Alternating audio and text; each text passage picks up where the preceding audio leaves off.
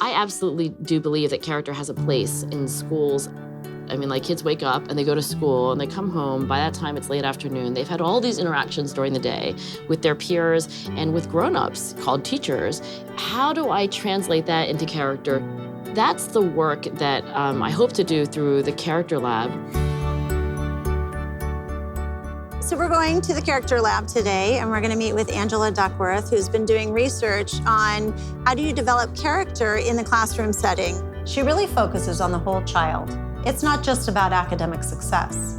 Schools are using Angela's work to help kids reach their fullest potential. Angela, how are you? Very good. Thank you very much for coming. Good to see you again. Yeah. I define character as Aristotle did, which is ways of being, ways of feeling and acting that are both beneficial to the self and also to the greater community. If you take character as that, then that encompasses grit and self-control, but also gratitude and emotional intelligence and generosity and curiosity, creativity, imagination, open-mindedness. These are competencies. These are things that kids can develop. What's one of the most exciting new ideas you'd like to see in classrooms?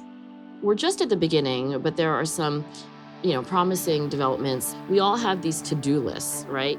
Every time you think about goals, you can think about them in a hierarchy where you have the sort of specific, concrete to-do list things that you have to get done. Have this interview today, get myself coffee, return that email. Then you can ask the question like, well, why do I want to send that email? Like, why do I want to have this interview? There's some why that I have that goal. Like, well, I want to have this interview because I actually really care about communicating some of the most important things that are going on for my nonprofit, the Character Lab. It's like, the interview in a way is a means to an end. So I have this sort of higher level goal. But there's another why, and it's usually more abstract, more long-term. Like, I'm trying to figure out how to teach self-control to kids. Okay, why? Because I think character is one of the most important things that a kid could develop. So every time I move up, that goal becomes more abstract, more meaningful, honestly, to me.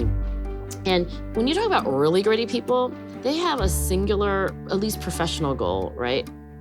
Many people started actually just by having these low-level ones. And I think this is where kids are. I mean, I don't think many kids know when they are growing up, like, what it's all about yet. I think for a lot of our kids right now, this is getting into college X. Interesting, yeah. And it's something that's external rather than internal. And I think it's really concerning. Yeah, and you know what? Like, having an ultimate concern that is imposed entirely by another person is not a good ultimate concern. Right. If we can get kids to realize that college is like up here, but there's yet something.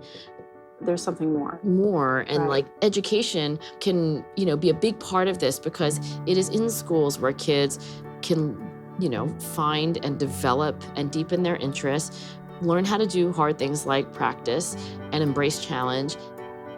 And then one thing that schools can and should do is show kids that they're not just individuals out for themselves, but they're part of society, and everything they do influences other people. That's why your work is so exciting. If science can empower schools to teach character, we'll ultimately be building stronger citizens and communities for all of us.